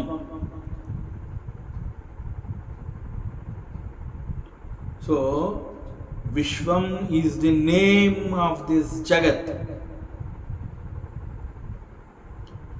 ಬಟ್ ಅಲ್ಲಿ ಆ ವಿಶ್ವಂ ಅನ್ನುವಂತಹ ನೇಮನ್ನು ತೆಗೆದು ಪಕ್ಕಕ್ಕೆ ಇಟ್ಟರೆ ಅಲ್ಲಿ we are not seeing the ಜಗತ್, we are seeing only the ಪರಮಾತ್ಮ. ಓನ್ಲಿ ದಿ ಪರಮಾತ್ಮ. ಮಡಿಕೆ ಎನ್ನುವಂತಹ ಒಂದು ಹೆಸರನ್ನು ಪಕ್ಕಕ್ಕಿಟ್ಟು ಆ ಪ್ರಾಡಕ್ಟ್ನ ಕೂಲಂಕುಷವಾಗಿ ಪರಿಶೀಲನೆಗೆ ಒಳಪಡಿಸಿದಾಗ ಅಲ್ಲಿ ಕಂಡು ಬಂದಿದ್ದು ಕೇವಲ ಮಣ್ಣು ಮಾತ್ರ. ಯೂನಿವರ್ಸ್, ಅದಕ್ಕೆ Vishwam is the name. Universe is the product and Vishwam is the name. Keeping Vishwam, the name, apart from the product, from the universe. Paramatma is everywhere. Since he is everywhere, everything is Paramatma alone. There is nothing called the Vishwam or the Jagat. There is no second entity. The product is negated. There is no Jagat. Other than the Paramatma, there is nothing called the Vishwam. So it is not that the Vishwam ಅನ್ನುವಂತಹದ್ದು is the name of the jagat. But ಇಲ್ಲಿ negate ಮಾಡ್ತಾ ಇರೋಂತಹದ್ದು ಏನು ಅಂತಂದರೆ we have to understand it. See, because we want both Vedanta, that is laukika and paramarthika, ಎರಡೂ ಬೇಕು. ಸಾಧನೆ ಅಂತ ಹೇಳಿದಾಗ both are equally important. So ಇಲ್ಲಿ it is not that the jagat is not there, ಆ ರೀತಿ ಹೇಳ್ತಾ ಇಲ್ಲ. See, there is no jagat ಅಂತ ಹೇಳ್ತಾ ಇಲ್ಲ. ತುಂಬ ಜನ ಇದನ್ನು ಮಿಸ್ಟೇಕ್ ಮಾಡ್ಕೊಂಡಿದ್ದಾರೆ. ಪ್ರಪಂಚವನ್ನು ಮಿಥ್ಯಾ ಅಂತ ಕರೆದಾಗ ಮಿಥ್ಯಾ ಅನ್ನುವಂತಹದ್ದು ಆ ರೀತಿ ಕರಿತಾ ಇದ್ದೀವಿ ಅಷ್ಟೇ, ಬಟ್ ಜಗತ್ತಿಲ್ಲ ಅಂತ ಹೇಳ್ತಾ ಇಲ್ಲ ಯಾರು. There is jagat. ಮತ್ತು ಹೇಳೋಂತಹದ್ದು ಏನು ಹಾಗಾದ್ರೆ? What actually you want to convey? See, I am telling jagat is the mithya, but I am not saying jagattu is real. ಜಗತ್ತನ್ನು ನಾನು ಸತ್ಯ ಅಂತ ಒಪ್ಕೋತಾ ಇಲ್ಲ, ಜಗತ್ತು ಇಲ್ಲ ಅಂತ ನಾನು ಹೇಳ್ತಾ ಇಲ್ಲ. ಜಗತ್ತು ಇದೆ, ಆದರೆ ಇರೋಂತಹ ಜಗತ್ತು ಈಸ್ ನಾಟ್ ದಿ ಸತ್ಯ. ಇರೋಂತಹ ಜಗತ್ತು, ಎಕ್ಸ್ಪೀರಿಯನ್ಸ್ ತಗೋತಾ ಇರೋಂತಹ ಜಗತ್ತು, ದಿನನಿತ್ಯದಲ್ಲಿ ನಮ್ಮ ವ್ಯವಹಾರಕ್ಕೆ ಬಳಸ್ಕೋತಾ ಇರೋಂತಹ ಈ ಜಗತ್ತು ಈಸ್ ದಿ ಮಿಥ್ಯ and not the satya.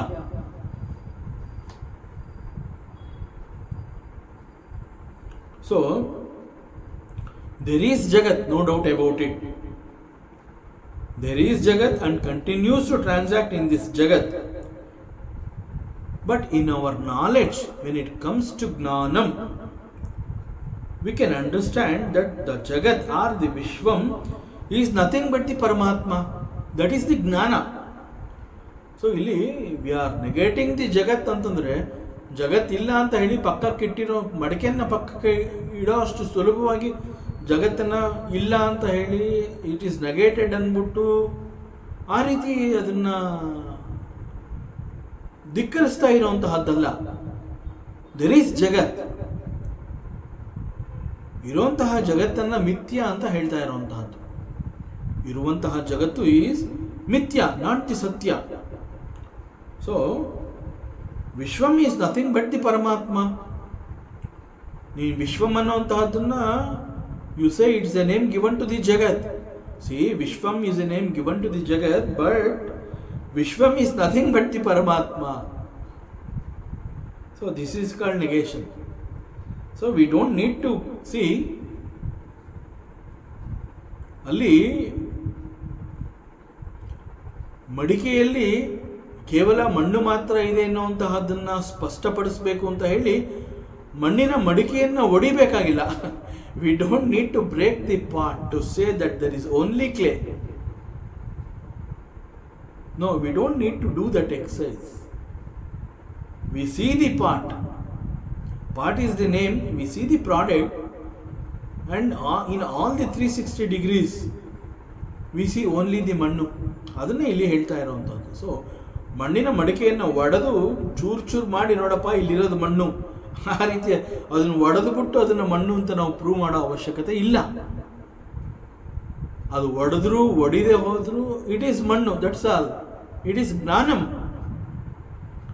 So Vishwam is the name of that Jagat. There is no second entity, and there is Jagat, no doubt. It is nothing but the Paramatma. This Jagat is the Paramatma, is the Gnanam. So we don't need to reject the world, because we continue to live in this Jagat. ನಮ್ಮ ಸಾಧನೆ ಮುಗಿಯೋವರೆಗೂ ನಾವು ಇಲ್ಲಿ ಇರಬೇಕಲ್ವಾ. So we are not rejecting the world. See, we have to understand through the right knowledge that it is not the Vishwam. Vishwam is the name and form. Paramatmana mattondu swarupa is this Jagat. That is the Gnanam we have to establish in our all types of sadhane. So, the significance of the Nama Rupa.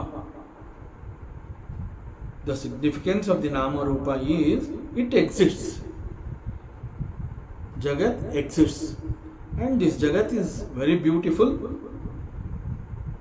There is novelty. Everything in this Jagat is fantastic. We have to make use of this Jagat. ಸಾಧನೆಗಾಗಿ ಉಪಯೋಗಿಸ್ಕೋಬೇಕು. ಜಗತ್ತನ್ನು ಅಂತಹದ್ದು is a ಕ್ಷೇತ್ರ for us to experience so many things. ಅನೇಕ ಅನುಭವಗಳನ್ನು ನಾವು ಗಳಿಸ್ಕೋಬೇಕಾಗುತ್ತೆ. See, why this Jagat is there? Jagat is there only. We need to attain so many experiences. We need to understand so many truths. It's a kshetra. It's a field.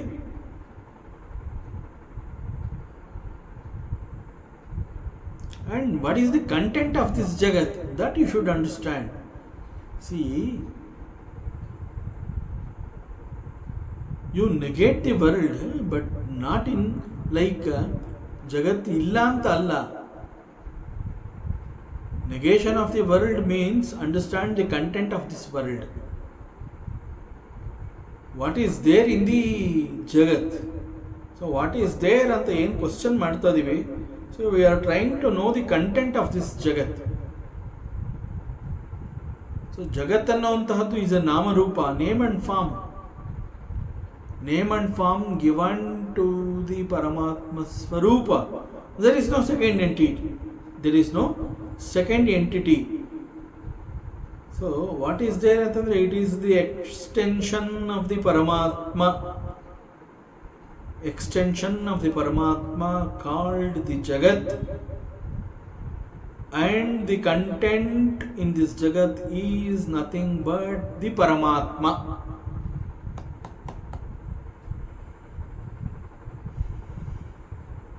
So Gnana antandre we are trying to know the content of this Jagat. The content of this Jagat, the Jagat is the another extension of the same Paramatma. Extension. This hand belongs to me. It is an extension, it's a part. Jagat is like that. It is not a separate entity. It has got a name and form. Jagat, Vishwam is a name. It has got a form, but it is the extension of the same Paramatma. So even in the extension, even the content of this Jagat is nothing but the Paramatma. So everything is Paramatma. So Paramatma is the cause for everything and he is the cause of every being.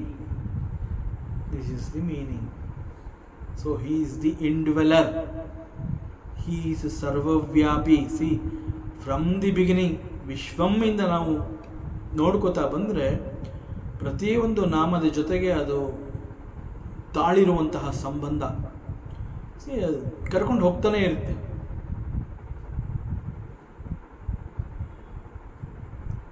So like this Vishnu ಸಹಸ್ರನಾಮದ ನಾಮಗಳನ್ನು ತಿಳ್ಕೊಳ್ಳೋದು ಅಂತಂದರೆ this it self is A meditation. ಚಿಂತನೆಗೆ ತಗೊಂಡು ಹೋಗ್ತಾ ಇರೋವಂತಹ ವಿಚಾರಗಳು ಇವು ಅಂತಂದರೆ ನಾವು ಮತ್ತೆ ಬೇರೆ ಏನು ಧ್ಯಾನ ಮಾಡಬೇಕಾಗಿಲ್ಲ, ಬೇರೆ ಏನು ಪೂಜೆ ಮಾಡಬೇಕಾಗಿಲ್ಲ. ಕೇವಲ ಪರಮಾತ್ಮನ ಮಹಿಮೆಗಳನ್ನು ನಾವು ಆನಂದವಾಗಿ ನಮ್ಮೊಳಗೆ ನಮ್ಮಲ್ಲಿ ನಾವು ಅನುಭವಿಸ್ಕೊಳ್ಳುವಂತಹದ್ದು is the greatest sadhana, is the greatest puja, is the greatest meditation. So what is jagat ಅಂತಂದರೆ it is not the second entity, it is the same Paramatma, and the content of this Jagat is the Paramatma. So though we negate the world, we don't reject the world. We live in this Jagat because Paramatma is there. It is the content of this Jagat is the Paramatma. Paramatma means he is everywhere. Vishnu, Sarvavyapitva. So the Paramatma is there even in the Jagat. So this is called Vilakshanam. And the last step, that the clay is not the cause. Similarly, there is nothing called the Vishwam. It is only the Namarupa of the utility. Namarupa for utility. Jagat ಬೇಕು ನಮಗೆ. So ಜಗತ್ತು ನಮಗೆ ಬೇಕಾಗಿರೋದ್ರಿಂದ, ನಮಗೆ ಅದರ ಅವಶ್ಯಕತೆ ಇರೋದ್ರಿಂದ a name and form is given to that. So this is Karana Vilakshana. So what is Paramatma ಅಂತಂದರೆ, Paramatma means ಕಾರ್ಯ ಕಾರಣ ವಿಲಕ್ಷಣ ಬ್ರಹ್ಮಂ.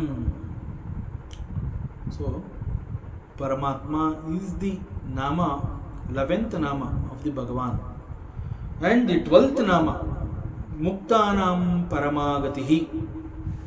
This is the 12th name of the Paramatma. So what is Muktanam Paramagatihi? So he who is the ultimate and the highest goal for all the muktas.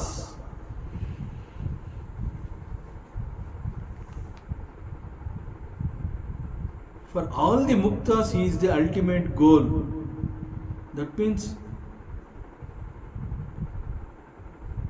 what is Muktas? Who is Mukta? So who is Mukta ಅಂತಂದರೆ, ಯಾರು ಎಲ್ಲವನ್ನ ಮಾಡಿ ಮುಗಿಸಿ ಇನ್ನು ಮಾಡೋ ಅಂತಹದ್ದು ಏನೂ ಇಲ್ಲ, ಇಲ್ಲಿ ಮಾಡಬೇಕಾಗಿರುವಂತಹದ್ದು ಏನೂ ಇಲ್ಲ, ಏನು ಮಾಡಬೇಕಾಗಿತ್ತು ಅವೆಲ್ಲವನ್ನ ನಾನು ಮಾಡಿ ಮುಗಿಸಿ ಆಗಿದೆ, ಆದ್ದರಿಂದ ನಾನು ಮೋಕ್ಷವನ್ನು ಗಳಿಸ್ಕೋತಾ ಇದ್ದೀನಿ ಅಂತ ಹೇಳಿ ಮೋಕ್ಷವನ್ನು ಪಡೆದಿರ್ತಾರೆ.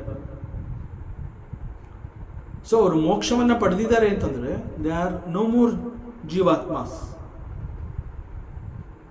They are called the mukta purushas. ಅವರು ಮುಕ್ತರಾಗಿದ್ದಾರೆ. ಅವರು ಮುಕ್ತರಾಗಿದ್ದಾರೆ ಅಂತಂದ್ರೆ ಅವರು ಮೋಕ್ಷವನ್ನ ಗಳಿಸಿದ್ದಾರೆ. And this moksha padavi is considered as the highest paramaguri. It is called paramaguri. Moksha padavi is called paramaguri. So once this moksha padavi is attained, ಮೋಕ್ಷ ಪದವಿಯನ್ನ ಗಳಿಸಿ ಆಗಿದೆ ಅಂತಂದ ಮೇಲೆ ಮತ್ತೆ ಗಳಿಸಬೇಕಾಗಿರುವಂತಹದ್ದು ಇನ್ನೇನೂ ಇಲ್ಲ. This we must understand. So ಅದಕ್ಕೆ ಇದನ್ನ ಮೋಕ್ಷ ಪದವಿ ಅಂತಂದಾಗ it is called the highest, it is the highest ಪರಮಂ ಪದ. So there is no further end to be achieved. ಒಂದೊಂದು ಹಂತವಾಗಿ ನಾನು ಒಂದೊಂದೇ ಮೆಟ್ಲು ಏರ್ತಾ ಬಂದಿದ್ದೀನಿ. ಸೊ ಅನೇಕ ಮೆಟ್ಟಿಲುಗಳನ್ನು ಏರಿ ಈಗ ಮೋಕ್ಷ ಪದವಿ ಅನ್ನುವಂತಹ ಮೆಟ್ಲಿಗೆ ಬಂದು ನಿಂತಿದ್ದೀನಿ. ಸೊ ಇದರ ಮುಂದಿನ ಮೆಟ್ಲು ಯಾವುದು? ಮೋಕ್ಷ ಪದವಿಗೆ ಬಂದು ನಿಂತಿದ್ದೀನಿ ಅಂತಂದ ಮೇಲೆ ದ ಜರ್ನಿ ಎಂಡ್ಸ್ ದೇರ್. ಇನ್ನು ನೀನು ಹತ್ತುವಂತಹದ್ದೇನು ಇಲ್ಲ, ಅಲ್ಲಿ ಇನ್ನೊಂದು ಮೆಟ್ಲು ಅನ್ನುವಂತಹದ್ದು ಏನು ಇಲ್ಲ. That is the end of your journey. So no further end to be achieved after attaining that moksha padavi. In fact, ಈ ವಿಷ್ಣು ಸಹಸ್ರನಾಮದ ಪ್ರಾರಂಭಕ್ಕೆ ಮುಂಚೆ ಧರ್ಮರಾಜ ಇಂತಹ ಒಂದು ಪ್ರಶ್ನೆಯನ್ನ ಆಚಾರ್ಯ ಭೀಷ್ಮರಲ್ಲಿ ಮಾಡಿರ್ತಾನೆ. ಕಿಂ ವಾಪ್ಯೇಕಂ ಪರಾಯಣಂ, which is the param ayanam, is a question of the Dharmaraya. He questioned Bhishma and Bhishma uttara kottidane. Bhishma replied, he gave the answer to the Dharmaraja. So ಇಲ್ಲಿ ಈ ಸಂದರ್ಭದಲ್ಲಿ ಮುಕ್ತಾನಾಂ ಪರಮಾಗತಿ ಅನ್ನುವಂತಹದ್ದು ಪರಮಾತ್ಮನ ಮತ್ತೊಂದು ನಾಮ ಅಂತಂದಾಗ ಧರ್ಮರಾಜ ಭೀಷ್ಮರೊಡನೆ ಮಾತನಾಡಿದ ಈ ಒಂದು ಸಂದರ್ಭವನ್ನು ಅದು ನಮಗೆ ನೆನಪು ಮಾಡಿಕೊಡುತ್ತೆ. ಸೊ ಧರ್ಮರಾಜ ಇಂತಹ ಪ್ರಶ್ನೆಯನ್ನ ಕೇಳಿರ್ತಾನೆ ಭೀಷ್ಮರನ್ನ, ಹೇ ಪೂಜ್ಯರೇ, ಪರಂ ಆಯಣಂ ಯಾವುದದು? What is that highest journey? Highest journey ಅಂತಂದ್ರೆ ಇನ್ನು ಜರ್ನಿ ಇಲ್ಲ ಅನ್ನುವಂತಹ ಜರ್ನಿ ನಾವು ಮಾಡಬೇಕು. ನನ್ನ ಪ್ರಯಾಣ ಮುಗಿಬೇಕು. ಸುಮ್ಮನೆ ಪ್ರಯಾಣ ಅಂದ್ಬಿಟ್ಟು ನಾನು ಮಾಡ್ತಾನೆ ಇರೋಂತಹದ್ದಲ್ಲ. Somewhere it should have an end. So what is that end? So Dharmaraja ಇಂತಹ ಪ್ರಶ್ನೆಯನ್ನು ಮಾಡ್ತಾನೆ. ಭೀಷ್ಮ, ಆಚಾರ್ಯ ಭೀಷ್ಮ ಅದಕ್ಕೆ ಉತ್ತರವನ್ನ ಕೂಡ ಕೊಟ್ಟಿದ್ದಾರೆ. ಹೇ ಧರ್ಮರಾಜ, ಇದರ ಬಗ್ಗೆ ನೀನು ಪ್ರಶ್ನೆ ಮಾಡಿದ್ಯಾ ಮತ್ತು ನಾನು ಪರಿಹಾರವನ್ನು ಕೊಡ್ತೀನಿ ಅಂತ ಹೇಳಿ ಅವರು ಆ ಸಂದರ್ಭದಲ್ಲಿ ಧರ್ಮರಾಜನಿಗೆ ಆ ಪರಮಗತಿ ಅನ್ನುವಂತಹದ್ದೇನು, ದ ಹೈಯೆಸ್ಟ್ ಗುರಿ, the ultimate goal of a ಯೋಗಿ, ಅದನ್ನು ಗಳಿಸಿದ ನಂತರದಲ್ಲಿ ಮತ್ತೆ ಗಳಿಸಬೇಕಾಗಿರುವಂತಹದ್ದು ಏನು ಇಲ್ಲ ಅಂತಹದ್ದು ಯಾವುದು, ಅದನ್ನ ಧರ್ಮರಾಜನಿಗೆ ಅವರು ಪರಿಹಾರ ಅಂತ ಹೇಳಿ ಕೊಟ್ಟಿ ಆಗಿದೆ. ಸೊ ಈ ಹಿಂದೆ ಇಂತಹ ಒಂದು ಸಂವಾದ ಬಂದಾಗ ಅಲ್ಲಿ ಕೆಲವು ವಿಚಾರಗಳನ್ನು ನಾವು ತಿಳ್ಕೊಂಡಿದ್ವಿ. ಇಲ್ಲಿ ಭಗವಂತನ ಮತ್ತೊಂದು ಹೆಸರು ಮುಕ್ತಾನಾಂ ಪರಮಾಗತಿ ಎನ್ನುವಂತಹದ್ದು ಬಂದಾಗ ಇಲ್ಲಿ ಅದರ ನೆನಪಿಗೆ ನಾವು ಹೋಗುವಂತಹ ಸಂದರ್ಭ ಬಂತು. ಸೊ ಮತ್ತೆ ಅದನ್ನು ನೆನಪು ಮಾಡ್ಕೊಳ್ಳೋ ಹಾಗೆ ಆಗ್ತಾ ಇದೆ. This paramatma is called muktanam paramagati. Muktanam paramagati is another name of the same Bhagavanta. ಮತ್ತು ಒಮ್ಮೆ ಇಂತಹ ಒಂದು ಉತ್ತಮವಾದ ಪದವಿ, the highest goal, the supreme goal, ಅದನ್ನು ಗಳಿಸ್ಕೊಂಡಾಗಿದೆ, ಆ ಒಂದು ಉದ್ದೇಶ ಈಡೇರಿದೆ, ಇಟ್ ಈಸ್ ಡನ್ ಅಂತ ಹೇಳಿದ್ಮೇಲೆ there is no question of losing it. ನಾನು ಗಳಿಸಿ ಆಗಿದೆ ಅಂತಂದರೆ ನೀನು ಅದನ್ನು ಉಳಿಸ್ಕೊಳ್ಳೋಂತಹ ಪ್ರಯತ್ನ ನೀನೇನು ಮಾಡಬೇಕಾಗಿಲ್ಲ. You attained it. There is no question of that. ಯಾವುದೋ ಒಂದು ಸಂದರ್ಭದಲ್ಲಿ ಅದು ನಿನ್ನ ಕೈ ಜಾರಿ ಹೋಗಬಹುದು, ಆ ರೀತಿ ಅಲ್ಲ ಅದು. So it is not something like that. ಯಾವುದೋ ಒಂದು ಹೋಗಿ ನೀನು ಗಳಿಸ್ಕೊಂಡಿರೋವಂತಹದ್ದು, ಗಳಿಸಿರೋವಂತಹದ್ದನ್ನು ಉಳಿಸ್ಕೋಬೇಕು ಅಂತ ಹೇಳಿ ಮತ್ತೆ ಇಟ್ ಈಸ್ ಲೈಕ್, ಅದಕ್ಕೆ ಭಗವಂತ ಏನು ಹೇಳ್ತಾನೆ ಅಂತಂದರೆ ಯೋಗಕ್ಷೇಮಂ ವಹಾಮ್ಯಹಂ. It is a yoga. ನೀವು ಒಂದ್ಸಲಿ ನೀನು ಗಳಿಸ್ಕೊಂಡಿದ್ಯಾ ಅಂತಂದಮೇಲೆ there is no question of losing it. ಅದು ಮತ್ತೆ ನಿನ್ನ ಕೈ ಜಾರಿ ಹೋಗುತ್ತೆ ಅನ್ನೋಂತಹ ಭಯ ಬೇಡ. ಯಾಕೆಂತಂದರೆ ಆ ಥರ ಏನೋ ಒಂದು ಕಳ್ಕೊಳ್ಳೋವಂತಹದ್ದನ್ನು ನೀನು ಗಳಿಸಿಲ್ಲ. ಇದೆ, ಕೆಲವುಗಳನ್ನ ನೀನು ಗಳಿಸ್ಕೋತೀಯ, ಅದನ್ನು ಉಳಿಸ್ಕೊಳ್ಳುವಂತಹ ಪ್ರಯತ್ನದಲ್ಲಿ ಅದು ಕಳೆದು ಹೋಗುತ್ತೆ, ಅದೆಲ್ಲ ಇರುತ್ತೆ.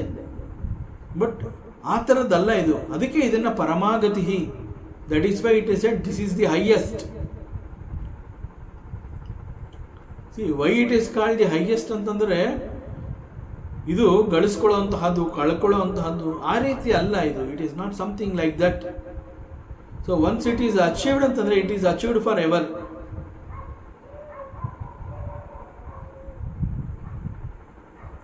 It is achieved for ever. ಒಮ್ಮೆ ಇದನ್ನು, ಈ ಉದ್ದೇಶವನ್ನು ಪೂರೈಸಿಕೊಂಡ್ರೆ ನಂತರ there is no question of losing it. So ಅದರಿಂದ ಇಂತಹ ಒಂದು ಪದವಿ, ಮೋಕ್ಷ ಪದವಿ, ಅಂತಹ ಮೋಕ್ಷ ಪದವಿಗೆ ಹೋಗಿ ತಲುಪಿದ್ರೆ then the journey ends, journey stops. ಪ್ರಯಾಣ ಅಲ್ಲಿಗೆ ಮುಕ್ತಾಯವಾಗುತ್ತೆ. ಇನ್ನು ಮುಂದುವರಿಯುವಂತಹದ್ದು ಏನೂ ಇಲ್ಲ ಅಲ್ಲಿ. ಇನ್ನೇನು, there is no another end. That is the end. Moksha padavi is the highest and that is the abode of the Paramatma. And ಮತ್ತೆ ಅಲ್ಲಿ ಜರ್ನಿ ಇಲ್ಲ. There is no journey at all. There is no ಮುಂದಿನ ಪ್ರಯಾಣ. This is the highest and ultimate. ಈ ಕಾರಣದಿಂದಲೇ ಅದನ್ನು ultimate, highest ಹಾಗೆಲ್ಲ ಕರೆದಿರೋದ್ರಿಂದ there is no fear for missing it.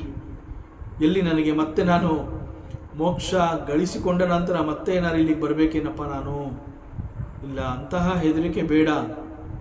ಮತ್ತೆ ನೀನು ಇಲ್ಲಿಗೆ ಬರಬಾರ್ದು ಅಂತ ಹೇಳಿ ನೀನು you have reach the final destination. So there is no question of that fear. So ಕಳೆದು ಹೋಗಿರೋವಂತಹದ್ದು, ಕಳೆದುಕೊಳ್ಳುವಂತಹದ್ದು ಯಾವುದೂ ಇಲ್ಲ. ಪ್ರಯಾಣ ಮಾಡ್ತೀನಿ ಅಂತ ನೀನು ಇಷ್ಟಪಟ್ಟರೂ ಕೂಡ there is no journey ahead. There is no ಮಾರ್ಗ ಅಟ್ ಆಲ್. ಒಂದು ಮಾರ್ಗ ಇದೆ ಅಂತಂದ್ರೆ ಆ ಮಾರ್ಗವನ್ನು ನೀನು ಅನುಸರಿಸಬಹುದು. The road ends there. The road ends there. There is no ಮಾರ್ಗ to continue. What does it mean? There is no rebirth. ವೇದಾಂತ ಯಾಕೆ ಇಷ್ಟು ಅಭಯವನ್ನು ಕೊಡ್ತಾ ಇದೆ? ಮೋಕ್ಷ ಪದವಿಗೆ ಹೋದ್ಮೇಲೆ ನಿನಗೆ ಭಯ ಬೇಡ. ಎಲ್ಲಿ ಕಳೆದು ಹೋಗುತ್ತೋ, ಎಲ್ಲಿ ನಾನು ಕಳ್ಕೋತೀನೋ, ಮತ್ತೆ ಪ್ರಯಾಣ ಮುಂದುವರಿಸಬೇಕಾಗತ್ತೆ. ಇಲ್ಲ, ಆ ಥರ ಅಲ್ಲ ಇದು. You attained it. ಸೊ ಇನ್ನು ಕಳ್ಕೊಳ್ಳೋ ಅಂಥದ್ದೇನೂ ಇಲ್ಲ. ಇನ್ನು ಪ್ರಯಾಣನೇ ಇಲ್ಲ. ಇನ್ನು ಪ್ರಯಾಣ ಇಲ್ಲ ಅಂತಂದರೆ there is no birth for you at all. ಜೀವಾತ್ಮನಾಗಿ ಅವನು ಯಾಕೆ ಬರ್ತಾನೆ ಅಂತಂದರೆ ಪ್ರಯಾಣವನ್ನು ಪ್ರಾರಂಭ ಮಾಡಬೇಕು ಅಂತ ಹಿ ಕಮ್ಸ್ ಟು ದಿಸ್ ಲೋಕ ಆಸ್ ಜೀವಾತ್ಮ. ಬಂದಂತಹ ಜೀವಾತ್ಮ ಅನೇಕ ರೀತಿಯ ಸಾಧನೆಗಳನ್ನು ಮಾಡಿ ಇಂತಹ ಒಂದು ಉತ್ತಮ ಪದವಿಯನ್ನು ಅವನು ಗಳಿಸ್ಕೊಂಡಿದ್ದಾನೆ ಅಂತಂದರೆ the journey ends. No more birth. There is no birth for him again. So there is no punarapi jananam, there is no rebirth. So ಗೀತೆಯಲ್ಲಿ ಪರಮಾತ್ಮ ಅದನ್ನೇ ಹೇಳ್ತಾ ಇದ್ದಾನೆ. Starting from this sloka, including, he says, this Bhuloka, or ಇದು ಸ್ವರ್ಗಲೋಕ ಆಗಿರ್ಬೋದು, or may be it is a Brahmaloka. ಈ ಎಲ್ಲ ಲೋಕಗಳು ಮತ್ತೆ ಮತ್ತೆ ರಿಪೀಟ್ ಆಗ್ತಾ ಇರುತ್ತೆ, ಪುನರಾವರ್ತಿಗಳಾಗ್ತಾ ಇರುತ್ತೆ, ಇನ್ಕ್ಲೂಡಿಂಗ್ ದಿಸ್ ಭೂಲೋಕ. ನೀ ಏನು ಪ್ರಪಂಚ ಅಂತ ನೀ ಏನು ಹೇಳ್ತಾ ಇದೆಯಾ, ನಿನ್ನ ಪ್ರಪಂಚದಿಂದ ಪ್ರಾರಂಭ ಮಾಡಿದ್ರೆ ಮುಂದೆ ಅನೇಕ ಲೋಕಗಳು, ಗಂಧರ್ವಲೋಕ, ಯಕ್ಷಲೋಕ, ದೇವಲೋಕ, ಇಂದ್ರಲೋಕ, ಈವನ್ ದಿ ಬ್ರಹ್ಮಲೋಕ. ಈ ಯಾವ ಲೋಕಕ್ಕೆ ಬಂದರೂ ಮತ್ತೆ ಇದೆಲ್ಲ ಪುನರಾವರ್ತಿಗಳಾಗುವಂತಹದ್ದು, ಮತ್ತೆ ಮತ್ತೆ ಹಿಂತಿರುಗಿ ಬರಲೇಬೇಕಾಗಿರುವಂತಹ ಜಾಗಗಳು. ನೀನು ಭೂಲೋಕವನ್ನು ಬಿಟ್ಟು ಯಕ್ಷಲೋಕಕ್ಕೆ ಬಂದಿದೆಯಾ ಅಂತಂದರೆ, after certain time, after some time you have to go back to Bhuloka. ಅಥವಾ ಯಕ್ಷಲೋಕ ಅಲ್ಲ, ನಾನು ಬಂದಿರುವಂತಹದ್ದು ಗಂಧರ್ವಲೋಕ. Even after some time from the Gandharvaloka you have to go back to your loka. ಇಲ್ಲ, ನಾನು ಬಂದಿರುವಂತಹದ್ದು ಸ್ವರ್ಗಲೋಕ. ಸೊ ಸ್ವರ್ಗಲೋಕದಲ್ಲಿ ನೀನು ಬಂದಿದೆಯಾ, ನಿನ್ನ ಪುಣ್ಯದ ಕಾರಣದಿಂದ ಇಲ್ಲಿಯ ಎಲ್ಲ ವೈಭೋಗಗಳನ್ನು ನೀನು ಅನುಭವಿಸ್ತಾ ಇದೆಯಾ. Because of that punya is over. You are not allowed to stay in this swarga. You have to go back. So ಅದು ಸ್ವರ್ಗಲೋಕ ಆಗಿದ್ರೂ ಕೂಡ ನೀನು you have to come to Bhuloka. ಇಲ್ಲ, ನಾನು ದೇವಲೋಕಕ್ಕೆ ಬಂದಿದ್ದೀನಿ, ದೇವತೆಗಳಿರುವಂತಹ ಲೋಕ ಇದು. ಈವನ್ ದೇವತೆಗಳು ಕೂಡ ತಮ್ಮ ಪುಣ್ಯ ಕಳ್ಕೊಂಡ ನಂತರದಲ್ಲಿ they have to come back. So ನೀನು ಕೂಡ ಅಲ್ಲಿಂದ ವಾಪಸ್ ಬರಲೇಬೇಕಾಗತ್ತೆ. Why you talk about Devaloka, even for the Brahmaloka ಅದು ಮತ್ತೆ ರಿಪೀಟ್ ಆಗುವಂಥದ್ದು. You have to come back. You cannot stay there for ever. But ಬ್ರಹ್ಮಲೋಕವನ್ನು ದಾಟಿ ನೀನು ಮೋಕ್ಷ ಪದವಿಗೆ ಬಂದಿದೆಯಾ ಅಂತಂದರೆ ನೀನು ಹಿಂತಿರುಗುವಂತಹ ಅವಶ್ಯಕತೆ ಇಲ್ಲ. That is why it is called the ಮುಕ್ತಾನಾಂ ಪರಮಾಗತಿ.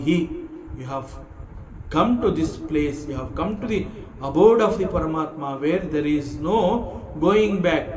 The journey ends there, it stops. The roads are closed, no roads for you to continue the journey. So no punarapi jananam for you. It is shashvata padavi. Moksha padavi ಅಂತಂದ್ರೆ it is called ಶಾಶ್ವತ ಪದವಿ.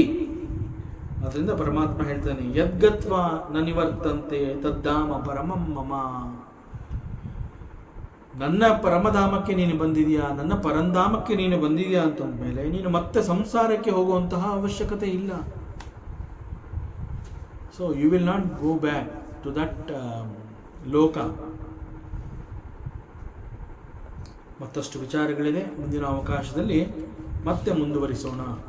ಓಂ ಪೂರ್ಣಮದಃ ಪೂರ್ಣಮಿದಂ ಪೂರ್ಣಾತ್ ಪೂರ್ಣಮುದಚ್ಯತೆ ಪೂರ್ಣಸ್ಯ ಪೂರ್ಣಮಾದಾಯ ಪೂರ್ಣಮೇವಾವಶಿಷ್ಯತೆ. ಓಂ ಶಾಂತಿ ಶಾಂತಿ ಶಾಂತಿ. ಹರಿ ಓಂ. ಶ್ರೀ ಗುರುಭ್ಯೋ ನಮಃ. ಹರಿ ಓಂ. ಈ ದಿನದ ಪ್ರವಚನ ಸೇವೆಯನ್ನು ಪರಮಾತ್ಮ ಶ್ರೀಕೃಷ್ಣನ ಪಾದಚರಣಗಳಲ್ಲಿ ಅತ್ಯಂತ ಶ್ರದ್ಧೆಯಿಂದ ಭಕ್ತಿಯಿಂದ ಅರ್ಪಿಸೋಣ. ಶ್ರೀಕೃಷ್ಣಾರ್ಪಣಮಸ್ತು.